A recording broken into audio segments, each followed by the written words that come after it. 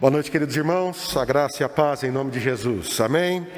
Abra sua Bíblia comigo no livro de Atos dos Apóstolos e nós vamos ler no capítulo 2, os versículos 42 a 47. Atos, no capítulo 2, um texto muito conhecido, dos versículos 42 a 47. E o tema da mensagem de hoje é as 4 marcas de uma igreja viva. As 4 marcas de uma igreja viva. E perseveravam na doutrina dos apóstolos, e na comunhão, e no partir do pão, e nas orações. Em cada alma havia temor, e muitos prodígios e sinais eram feitos por intermédio dos apóstolos. Todos os que creram estavam juntos e tinham tudo em comum. Vendiam as suas propriedades e bens, distribuindo o produto entre todos, à medida que alguém tinha necessidade. Diariamente perseveravam unânimes no templo e partiam o pão de casa em casa. E tomavam as suas refeições com alegria e singeleza de coração, louvando a Deus e contando com a simpatia de todo o povo. Enquanto isso, acrescentava-lhes o Senhor dia a dia os que iam sendo salvos. Vamos orar mais uma vez. Senhor Deus amado, Tua palavra está aberta diante dos nossos olhos, Tua palavra foi lida, e eu peço, Senhor, que o Senhor abra também a Tua palavra nos nossos corações, ó Pai. Que o Senhor Jesus possa falar ao coração da Tua igreja, edificar os eleitos, chamar para si, Senhor, aqueles que o Senhor mesmo escolheu, trazer paz ao coração aflito, alegria ao coração que está triste, consolo àquele que está enlutado, Senhor, esperança ao que está desesperançado, Senhor. Derrama, Senhor, a Tua graça sobre nós, que a Tua palavra venha como bálsamo e mel, Senhor, curar o nosso coração, adoçar a nossa alma, Senhor, e que nós sejamos edificados aqui pela voz de Jesus, e não pela voz de um homem finito e pecador como eu, Senhor. Que o Senhor cresça, Senhor, nos nossos corações a cada dia. É o que eu oro em nome de Jesus. Amém. João Calvino ensina que há 3 marcas que definem a igreja: a pregação da palavra, os sacramentos e o exercício da disciplina eclesiástica. Mark Dever, um pastor batista reformado da cidade de Washington, D.C., da capital dos Estados Unidos, escreve um livro que se torna famoso por conta da revitalização da própria igreja que ele trabalhou durante tantos anos, e o livro se chama As 9 Marcas de uma Igreja Verdadeira. E ele forma um ministério chamado As 9 Marcas. As 3 marcas de Calvino, as 9 marcas de Mark Dever e tantas outras visões da igreja que nós temos ao longo da história. E a pergunta que eu faço a você e a mim nesta noite, uma pergunta sincera e honesta, diante do texto que lemos, é: o que é a igreja? O que define a igreja? Como nós podemos enxergar a igreja como a palavra de Deus nos mostra? Quais são as marcas que definem uma igreja viva? Eu tive o privilégio de, há uns anos atrás, pregar em Londres, na Inglaterra. E cheguei uns dias antes, pelo menos 2 dias antes daquele compromisso, naquele final de semana, para conhecer a cidade de Londres. E um dos meus sonhos era conhecer alguns lugares importantes para o Evangelho ali na cidade de Londres, que foram marcos da pregação do Evangelho, do grande avivamento na Inglaterra. 2 lugares me interessavam muito. O primeiro, a abadia de Westminster. Como bom presbiteriano, conhecer a abadia de Westminster, aquilo foi algo fenomenal para o meu coração. E em segundo lugar, eu queria visitar, ao lado da abadia de Westminster, a igreja onde pastoreou John Wesley. Ali tem um museu de John Wesley, o grande pregador. Você sabe que na Inglaterra até hoje, por causa de John Wesley e do grande avivamento, e George Whitefield e outros grandes pregadores que houve naquele país, se você em praça pública subir num caixote, você pode dizer o que você quiser. Se você não estiver com os pés no chão e estiver em uma espécie de púlpito improvisado, você é livre para dizer o que você quiser, fruto da pregação do Evangelho, que sempre foi o elemento profético que conduziu por muito tempo aquele grande avivamento na Inglaterra. Entrei então na igreja e algo me chamou a atenção. A primeira coisa que o recepcionista me diz na igreja, eu pergunto, quando são os cultos aqui? Não há mais cultos naquele lugar. Os cultos são esporádicos, são especiais, são cultos que acontecem de vez em quando durante o ano. E aquele grande salão que um dia serviu para uma igreja vibrante e viva, hoje é um lugar de eventos, que serve para indeterminados fins. Algo me chamou a atenção na recepção daquela igreja. Um grande arquivo, com pequenas gavetas, muitas gavetas. E eu perguntei então para aquele recepcionista, o que são esses arquivos? E ele me disse, aqui estão os nomes dos membros da igreja, de toda a história da igreja. E eu perguntei, quantos membros tem essa igreja? Ele disse, aqui mais de 1 milhão de membros. E eu fiquei pensando, ao longo da história da igreja, eles foram organizados o suficiente para guardar o número das pessoas que passaram por ali, que viveram, que morreram, que se mudaram, que enfim, tiveram a sua história com Cristo vivida naquele lugar. Qual é o tamanho de uma igreja? Qual é a relevância de uma igreja? Qual é o propósito de uma igreja viva? Como se definir uma igreja? A igreja não é este momento que nós vivemos. A igreja não é apenas esta reunião. A igreja não é nem mesmo esse espaço de anos que nós estamos aqui. É muito mais do que isso. Ela é tanto militante, essa igreja que trabalha hoje, quanto triunfante. A igreja eterna reunida em torno do Cordeiro, que é Cristo Jesus. A igreja é muito mais do que nós possamos imaginar. A igreja não é um business, não é um negócio. A igreja não é o conjunto das suas doutrinas. A igreja não é o que ela representa. A igreja é muito mais do que isso. A igreja é a noiva de Cristo. Ela pode ser tudo isso, mas muito mais do que isso. Ela é a noiva do Cordeiro, comprada por seu sangue e mantida imaculada, imarcessível, pura, até aquele grande dia onde o Senhor Jesus virá nos buscar. A igreja do Senhor Jesus é a esperança para as nações.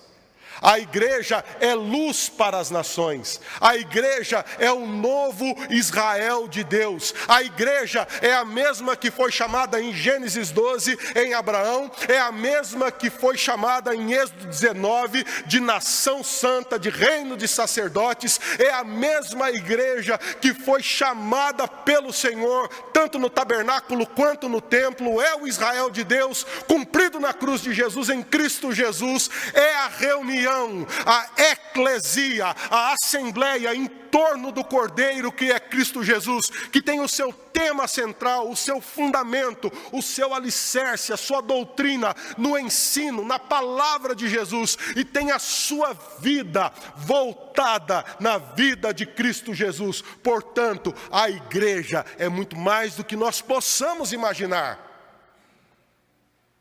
Eu fico olhando para este texto de Atos que nós lemos, tentando encontrar estas 4 marcas para uma igreja viva, para uma igreja vibrante, para uma igreja que cumpre o seu papel tanto hoje quanto na eternidade, que cumpre o seu papel tanto na história quanto no seu conteúdo escatológico, tanto no hoje quanto no amanhã, tanto no agora, quanto nas próximas gerações, tanto no que fazemos hoje, definimos hoje, vemos hoje, vivemos hoje, quanto naquilo que viveremos em Cristo Jesus, quando Ele nos chamar para si mesmo.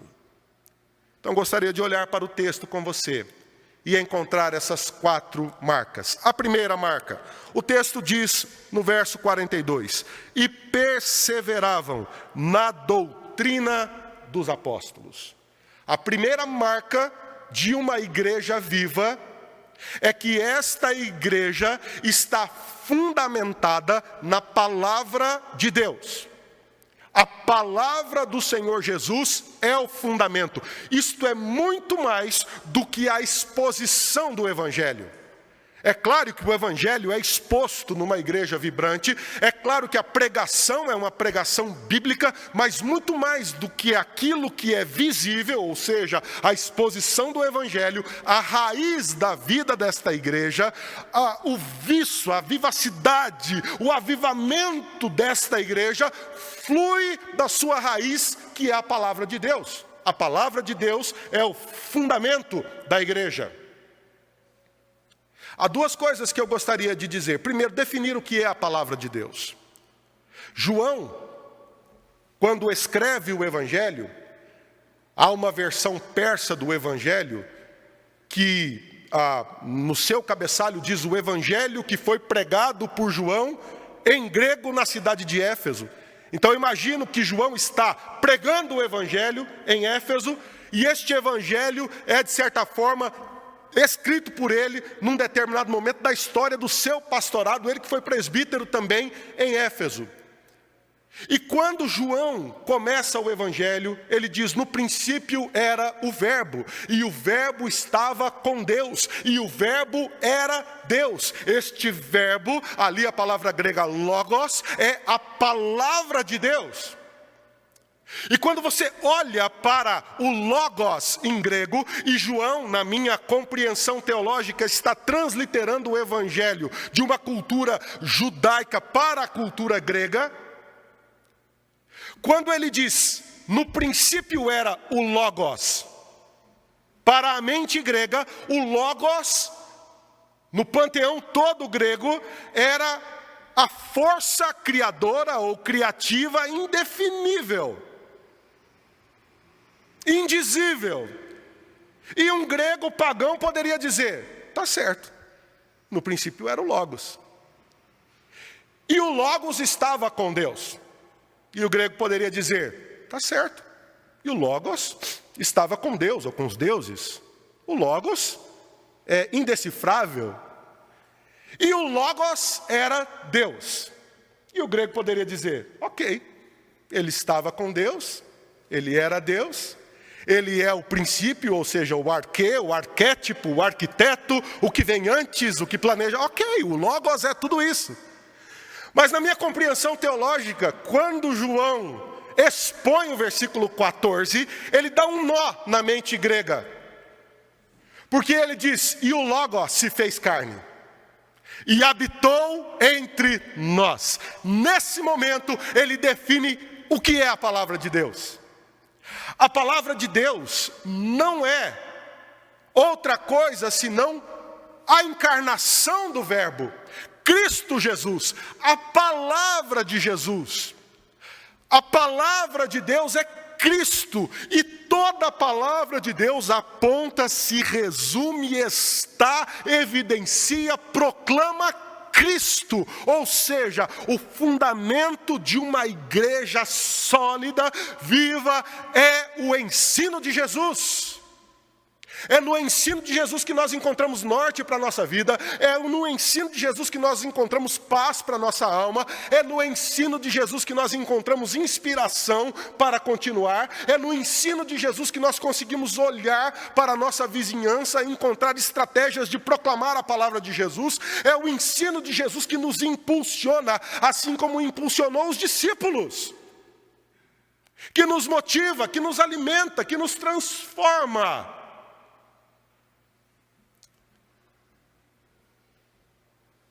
A doutrina dos apóstolos, o ensino de Jesus, é a prova de que a sucessão apostólica encerrou-se com aqueles apóstolos.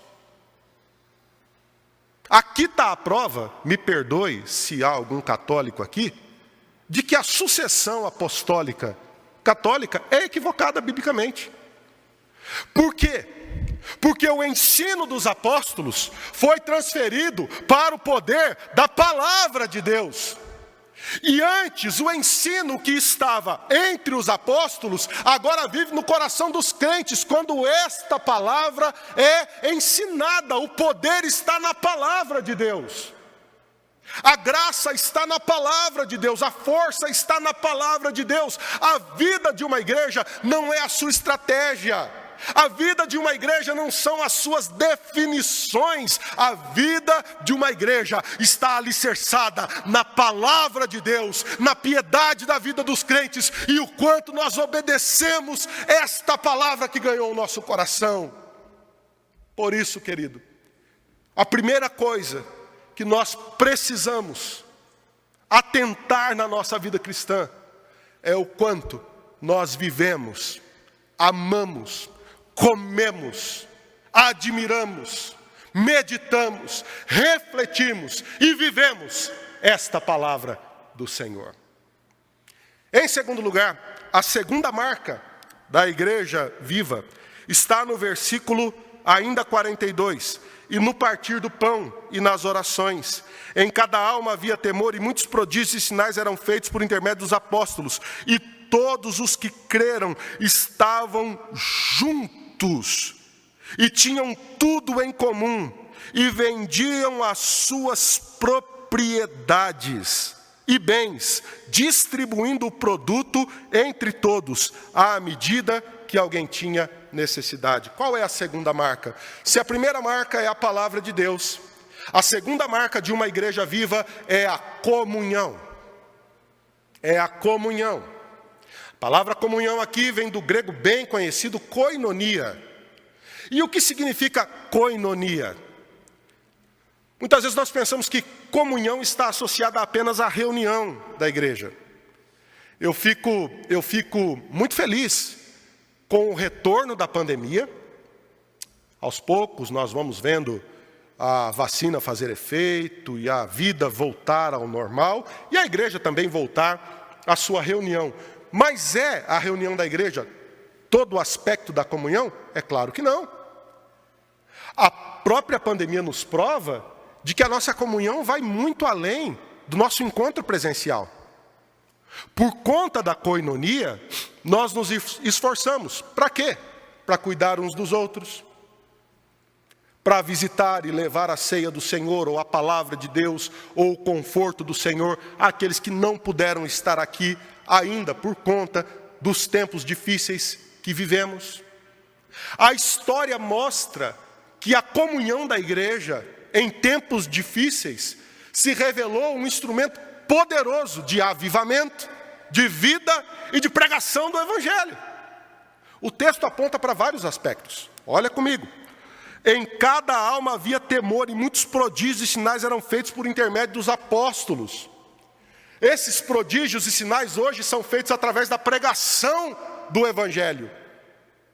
Qual é o maior prodígio? A própria pregação do Evangelho, a transformação dos corações. Este é o sinal, o arrependimento, a nova vida. Não há sinal maior do que esse.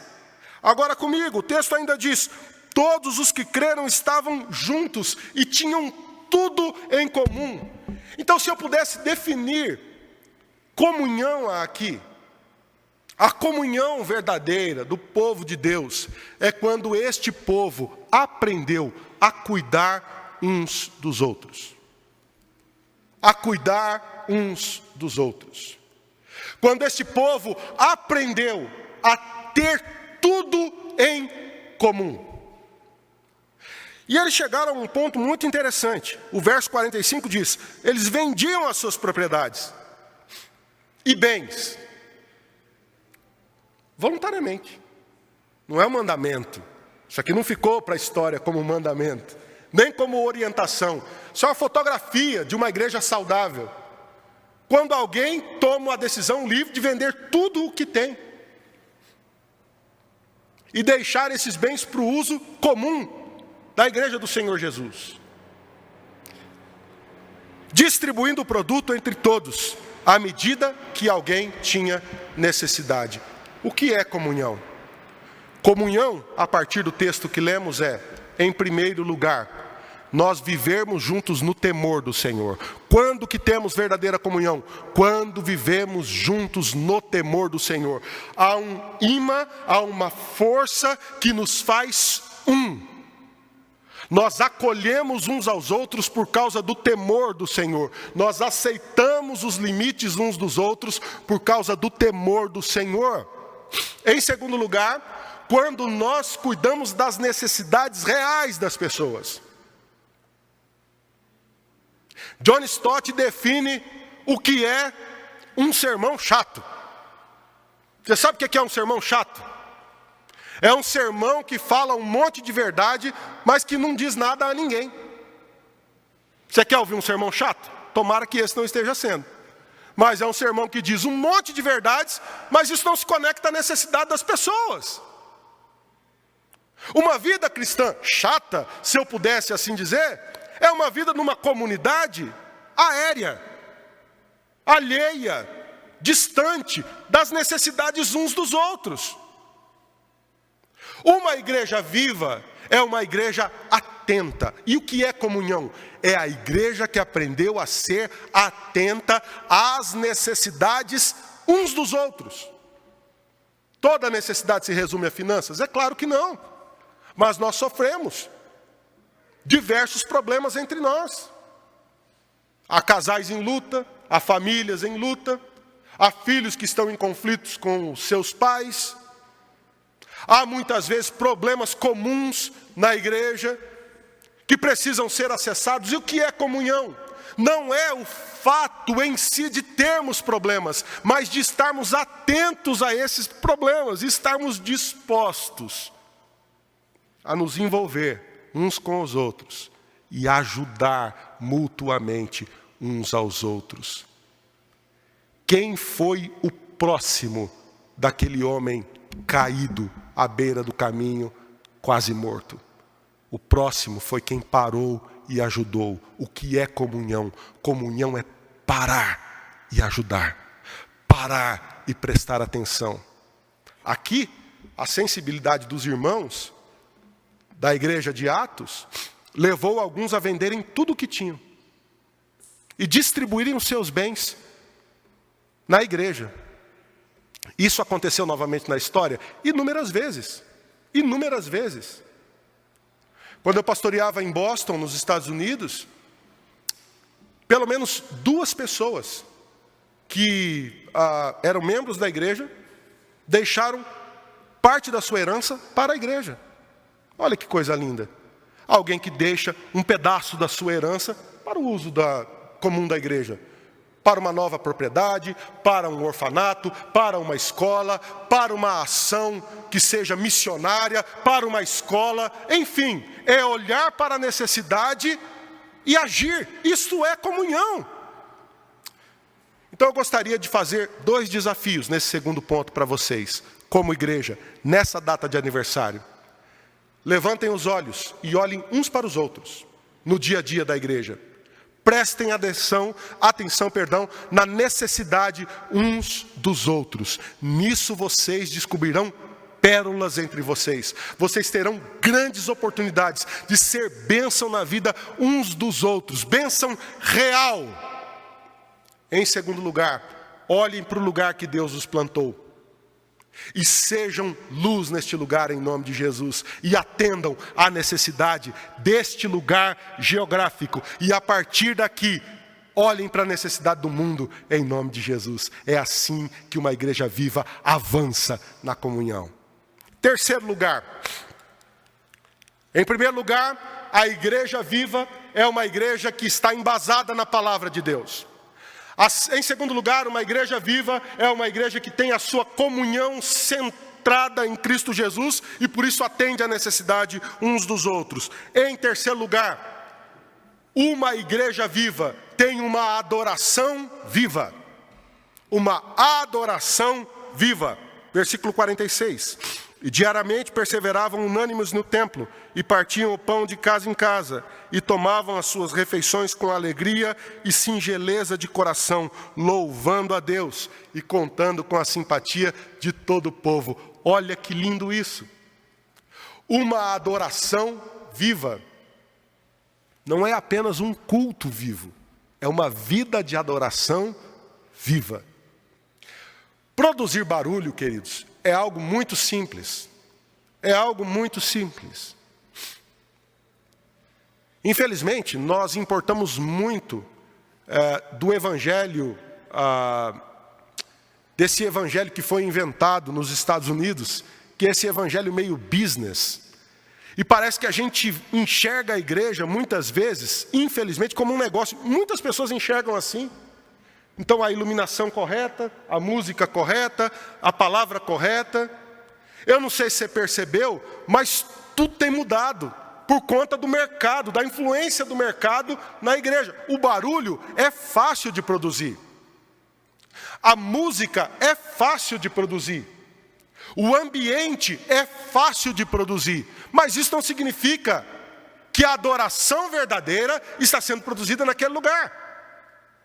Porque isso não é algo produzido por nós, é fruto da graça, da palavra, da comunhão, da ação do Espírito Santo, da ação de Deus nas nossas vidas. A adoração verdadeira é um fruto na vida do cristão. É um resultado na vida do cristão. Olha que coisa interessante. O texto diz que diariamente eles perseveravam a um ato voluntário, a um ato decisório aqui. Eles estavam lá porque queriam estar lá. Foram convidados pelo Senhor, mas responderam positivamente. Sim, Senhor, nós vamos estar unânimes, ou seja, juntos. Onde? No templo e de casa em casa. Todo lugar é lugar de adoração. Aqui é lugar de adoração, mas a nossa casa também é. Aqui é lugar de adoração, mas o nosso trabalho também é. Aqui é lugar de adoração, mas na segunda, 6 da manhã, 7 da manhã, quando eu saio de casa, também é. Abraham Kuyper vai dizer que, sua frase mais célebre de todas, que não há 1 centímetro de todo o universo que o Senhor não chame meu. O Senhor é o Senhor de todas as esferas das nossas vidas. O Senhor é o Senhor de todas as esferas por onde passamos na vida. Martinho Lutero vai dizer que o crente é um aleluia da cabeça aos pés. O crente é um aleluia da cabeça aos pés. Então eu caminho como esse aleluia vivo, esse aleluia ambulante, que vai adorando verdadeiramente a Jesus quando estou com os meus irmãos, quando não estou com os meus irmãos, quando estamos aqui ou em qualquer outro lugar, nós perseveramos unânimes, juntos por causa da palavra de Deus, partindo o pão juntos e tomando as suas refeições com alegria e singeleza de coração, louvando a Deus. Você percebe? Nas refeições, no trabalho, eu consigo ver a igreja indo e vindo, os irmãos indo e vindo, vivendo com simplicidade, vivendo com singeleza de coração, vivendo uma vida simples, querendo coisas simples para a vida, fazendo opções cada vez mais singelas e mais simples, evidenciando cada vez mais não o seu próprio sucesso, mas a graça do Senhor que alcançou o seu coração miserável e transformou a sua vida em uma nova vida. E à medida que você louva a Deus em todas as esferas da sua vida, você conta com a simpatia do povo. E alguém que não conhece a Deus pergunta a si mesmo: por que fulano é tão alegre? O que há de diferente na forma que ele conduz a sua casa, os seus filhos, a sua empresa, seus negócios, seu consultório? O que há de diferente na sua vida? É porque ele ou ela compreenderam que a adoração verdadeira é parte da vida. Que a adoração verdadeira é algo primordial na vida do cristão. Quando pessoas assim se juntam para adorar a Deus, o culto é vivo. A vida comunitária é viva. O nosso coração é avivado pela junção dessas histórias transformadas pelo Senhor. E quando estamos reunidos em assembleia, adorando a Deus pelo poder da sua palavra, para a glória do seu nome, pela graça de Jesus que invadiu o nosso coração, irmãos, não há nada que aqueça mais o nosso coração do que poder cantar louvores ao Senhor como cantamos hoje aqui, que o Senhor Jesus rasgou a dívida que era contra nós, e lá na cruz Ele triunfou contra os principados e a potestades do ar, contra o pecado e tudo o que há. Quando eu canto, Senhor, eu quero viver para a Tua glória, eu descobri que eu não consigo viver de outra forma, que não seja viver para a glória do Senhor. Então, Senhor, leva-me a viver assim, a vida, na reunião, na assembleia, mas isso é fruto da vida que já existe no meio da semana, da adoração singela e simples do coração daquele que não quer outra coisa na vida, a não ser conhecer o Senhor Jesus. Em quarto e último lugar, a palavra do Senhor nos diz assim: enquanto isso, acrescentava-lhes o Senhor dia a dia os que iam sendo salvos. Esta igreja é uma igreja que tem um evangelismo ativo. Ela vive a palavra de Deus. Ela tem comunhão verdadeira, uma adoração viva e um evangelismo ativo. Esta igreja proclama a palavra de Deus. Enquanto isso é um espaço de tempo. Enquanto o quê? Enquanto nós pregamos a palavra de Deus.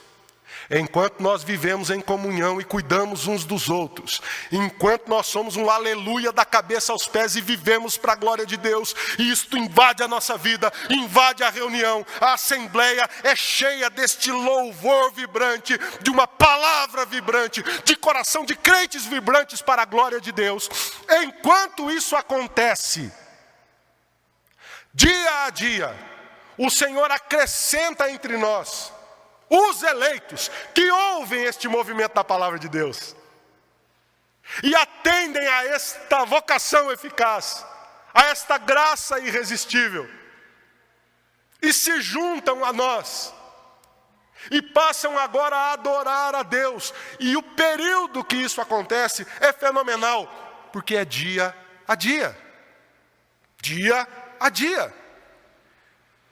Me parece que Lucas está apontando aqui para um processo natural da igreja, para um processo normal da vida da igreja, que é dia a dia, pessoas serem acrescentadas pela graça e pelo poder do Senhor.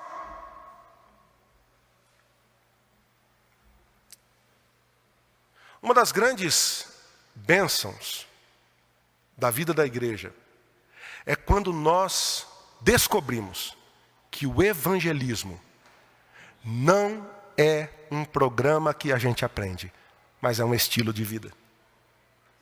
É um estilo de vida que decorre do coração daquele que conheceu verdadeiramente a Jesus. Não há outra forma de expressar tudo aquilo que Cristo fez no nosso coração, que não seja desembocar toda esta ação de Deus na proclamação do Evangelho. Tanto na proclamação querigmática, esta proclamação aberta do Evangelho, quanto na proclamação da didaquê, ou seja, do ensino mais pessoal, mais voltado para momentos de troca e de ensino da palavra de Deus. Mas a grande verdade é que toda a experiência da vida do cristão, toda a sua vivência da palavra de Deus, toda a sua obediência à palavra de Deus, desemboca no movimento missionário, no movimento evangelístico constante. Esta igreja viva, ela não para de evangelizar. Ela compreendeu que a sua missão é proclamar a glória de Deus. E eu gosto muito de alguns exemplos na história.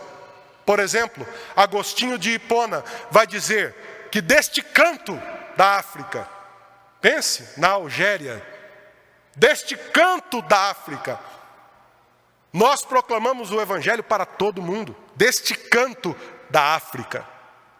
Eu gosto muito do grande avivamento nos Estados Unidos, liderado por Jonathan Edwards.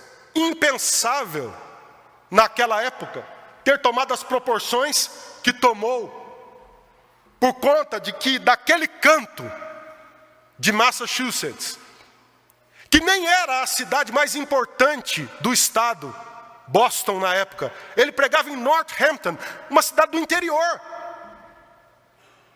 É como se o grande avivamento do Brasil, perdão aí quem mora nessa cidade, viesse de Birigui. Você entende? Me perdoe, turma aí do interior. Eu sou do interior do Paraná. Eu não quis dar nenhum exemplo do Paraná para dar um exemplo aqui mais contextualizado de São Paulo. Agora, como é que acontece isso? É quando esta igreja compreendeu que a sua força está na pregação constante do Evangelho. E que ela prega o Evangelho para o seu contexto, mas não somente para o seu contexto, a partir do seu contexto. E todos nós nos tornamos missionários.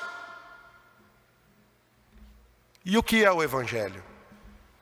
O Evangelho é muito simples, querido.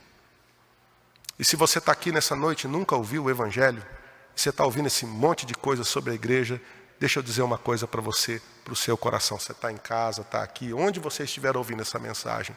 O Evangelho é muito simples. Você e eu somos pecadores.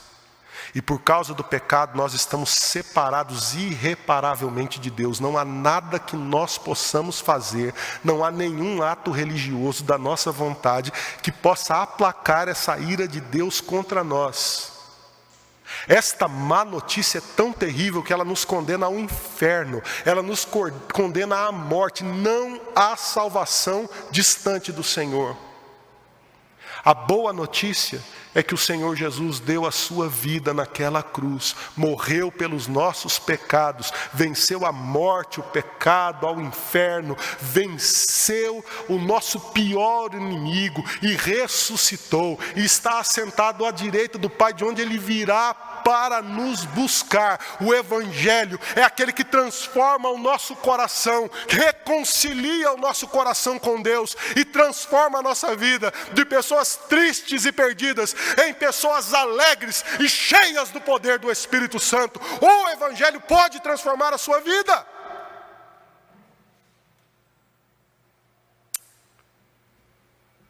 Eu gostaria de desafiar você nessa noite a refletir sobre esses 4 movimentos na sua vida, no ministério que você exerce nesta igreja, no ministério que você exerce como pai, principalmente hoje, nos dias dos pais, como mãe, como filho, filha, na sua profissão, na sua vida como um todo.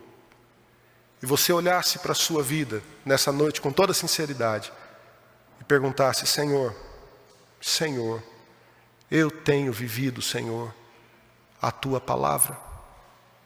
A Tua palavra ainda incendeia o meu coração. Senhor, eu tenho tido a atenção, a comunhão da igreja e prestado atenção nas necessidades dos meus irmãos e voluntariamente saído do meu lugar e acolhido ao mais fraco, àquele que precisa, àquele que necessita. Meu coração está aberto, Senhor, para esta comunhão que decorre da Tua palavra. Perguntar sinceramente ao seu coração: Senhor, sou eu um adorador vivo, vibrante? É, Senhor, este Evangelho do Senhor aquele que incendeia o meu coração e me faz viver para a Tua glória em todos os momentos? Eu sou, Senhor, um aleluia da cabeça aos pés, ou tem alguma coisa que o Senhor precisa transformar ainda no meu coração? Em 4º lugar, pergunte a você: Senhor, eu sou um evangelista contínuo? Eu tenho vivido a Tua missão? Nós não conseguimos, queridos, sozinhos, nenhuma dessas 4 marcas ou 4 pilares da igreja. Nós não somos suficientemente capazes de sermos firmes na palavra de Deus, firmes na comunhão, firmes na adoração verdadeira e firmes no evangelismo contínuo. Você sabe por quê? Porque nós somos limitados e pecadores. Mas existe um que não é, e esse é o Senhor Jesus. Ele é a palavra de Deus. Ele é o fundamento da igreja e da comunhão da igreja. Ele é a expressão viva. O Salmo vai dizer que quando nós adoramos a Deus, Jesus, o Filho, adora ao Pai junto com o seu povo. Ele é o motivo da adoração da igreja. E Ele que nos enviou, como enviou aos discípulos, continua a nos enviar para a missão de Deus, de proclamar o Evangelho a todas as nações. E Ele mesmo prometeu: eu estarei convosco todos os dias até a consumação dos séculos. Que o Senhor abençoe as nossas vidas e derrame esta graça e esse poder ao nosso coração, em nome de Jesus. Amém.